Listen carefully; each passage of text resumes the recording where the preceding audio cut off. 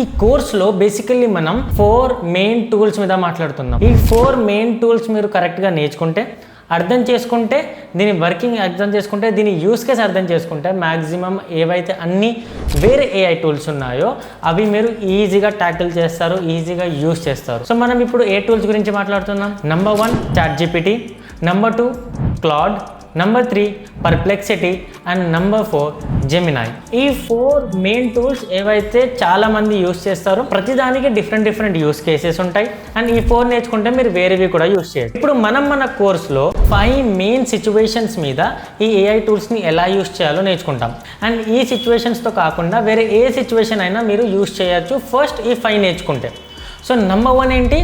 AI for career. Me job hunting కోసం మీరు resume build చేయాలి, రెజ్యూమే బిల్డింగ్ కోసం, ఇంటర్వ్యూ ప్రిపరేషన్ కోసం. ఒకవేళ మీరు ఇంటర్వ్యూ ఫెయిల్ అయ్యారు అంటే దాన్ని ఎలా కరెక్ట్ చేయాలి, ఒకవేళ ఇంటర్వ్యూ పాస్ అయ్యారంటే ఆ ఇంటర్వ్యూ బేసిస్ మీద నెక్స్ట్ రౌండ్లో ఏం జరగచ్చు అండ్ ఏ కంపెనీకి ఎలాంటి క్వశ్చన్స్ ఉంటాయి, ఈ అన్ని థింగ్స్ ఏవైతే ఉన్నాయో మనం ఈ మాడ్యూల్లో కవర్ చేస్తాం AI ఫర్ కెరియర్స్లో. Number 2 AI for time management. మీరు ప్రొడక్టివ్గా వర్క్ చేయాలి, మీరు చాలా లేజీ ఉన్నారు, ప్రొకాస్టినేట్ చేస్తున్నారు, ఎలా ప్రొడక్టివిటీగా వర్క్ చేయాలి, ఎలా మీ టైంని సేవ్ చేయాలి, ఏ వర్క్లో ఎక్కువ టైం మనం ఇవ్వాలి, ఏ టైంలో తక్కువ టైం ఇవ్వాలి, మన వేస్ట్ టైం అంతా ఎక్కడ పోతుంది, దానికోసం మీ స్కెడ్యూల్ని క్రియేట్ చేసుకోవాలి. మీరు పొద్దున్న ఎప్పుడు లేస్తున్నారో అర్థం కావట్లేదు, ఎప్పుడు పడుకుంటున్నారో అర్థం కావట్లేదు, డే మొత్తంలో ఏం చేస్తున్నారో అర్థం కావట్లేదు. సో దానికోసం మీరు స్కెడ్యూలింగ్ చేయాలి అండ్ ఆ స్కెడ్యూలింగ్ మీరు ఏఐని యూజ్ చేసి చేయొచ్చు for better results. And time allotment కూడా, ఏ వర్క్లో ఎంత టైం ఇవ్వాలి, ఏ వర్క్కి తక్కువ టైం ఇవ్వాలి. నెట్ఫ్లిక్స్కి ½ అన్ అవర్ చాలు, వర్క్కి 2-3 అవర్స్. ఒకవేళ మీకు నిజంగా ఆ వర్క్ నచ్చితే 4 అవర్స్ ఇవ్వండి, 5 అవర్స్ ఇవ్వండి. నాకు వీడియోస్ చేయడం అంటే ఇష్టం, నేను డేలో 2-3 అవర్స్ వీడియోస్ చేస్తూ కూర్చుంటాను. దాన్ని ముందు చేసే రీసెర్చ్కి మళ్ళీ 1 or 2 అవర్స్ పడుతుంది, దాని తర్వాత మళ్ళీ ఎడిటింగ్ చేయాలి. నాకు ఈ వర్క్ ఇష్టం, దీనికి ఎక్కువ టైం అలాట్మెంట్ చేసుకున్నాను నేను. సో ఇలా మీరు కూడా చేయొచ్చు. Third module is AI for money. అంటే మీరు సేవింగ్ ఎలా చేయాలి, మీ బడ్జెటింగ్ ఎలా చేయాలి, మీకు ఎంత ఇన్కమ్ ఉంది, ఎంత సేవ్ చేయాలి, ఎట్లా ఇన్వెస్ట్ చేయాలి, ఎలా ఇన్వెస్ట్ చేయాలి. నేను ఎక్కడ ఇన్వెస్ట్ చేయాలి అని అయితే చెప్పను, కానీ ఎలా ఇన్వెస్ట్ చేయాలి, ఎలా చూజ్ చేయాలి, రిస్క్ ఉందా లేదా, ఒకవేళ మీరు స్టాక్ లేదా SIP లేదా ప్రెజెంట్గా ఉన్న మార్కెట్కి రిలేటెడ్గా ఏది ఎక్కువ రిస్క్ ఉంది, ఏది తక్కువ రిస్క్ ఉంది, ఎక్కువ రిటర్న్స్ ఎందులో ఉన్నాయి, తక్కువ రిటర్న్స్ ఎందులో ఉన్నాయి. రీసెంట్గా కంపెనీ స్టార్ట్ అయింది కానీ అది ఎక్కువ రిటర్న్స్ ఇస్తుంది, సేఫా కాదా? ఓల్డ్ కంపెనీ ఉంది, తక్కువ రిటర్న్స్ ఇస్తుంది, సేఫా కాదా? మంచిగా చూస్ చేసుకునే పాయింటా కాదా? ఇవన్నీ మనం ఈ మాడ్యూల్లో మాట్లాడదాం. Number 4 module AI for communication. మీరు రైటింగ్ అవ్వనివ్వండి, రీడింగ్ అవ్వనివ్వండి, స్పీకింగ్, రీడింగ్ అయితే ఆబ్వియస్లీ మీకు వచ్చు, బట్ స్పీకింగ్, లిజనింగ్, రైటింగ్, ఇవన్నిటికీ మనం AIని యూజ్ చేయొచ్చు. ఫర్ ఎగ్జాంపుల్ మీరు తెలుగులో మంచిగా మాట్లాడాలా, ఫ్లూయెంట్గా మాట్లాడాలా, AIని యూజ్ చేయొచ్చు. ఇంగ్లీష్ మంచిగా నేర్చుకోవాలా, UK లెవెల్లో లేదా US లెవెల్లో AIని యూజ్ చేయొచ్చు.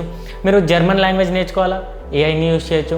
ఓకే, ఇది అయిపోయింది. ఇప్పుడు రైటింగ్, మీరు మంచి ఈమెయిల్స్ రాయాలా, మంచిగా పోస్ట్కి డిస్క్రిప్షన్స్, లింక్డ్ఇన్లో మంచిగా హుక్ ఉండే పోస్ట్ ఆర్టికల్స్ రాయాలా, AIని యూజ్ చేయొచ్చు.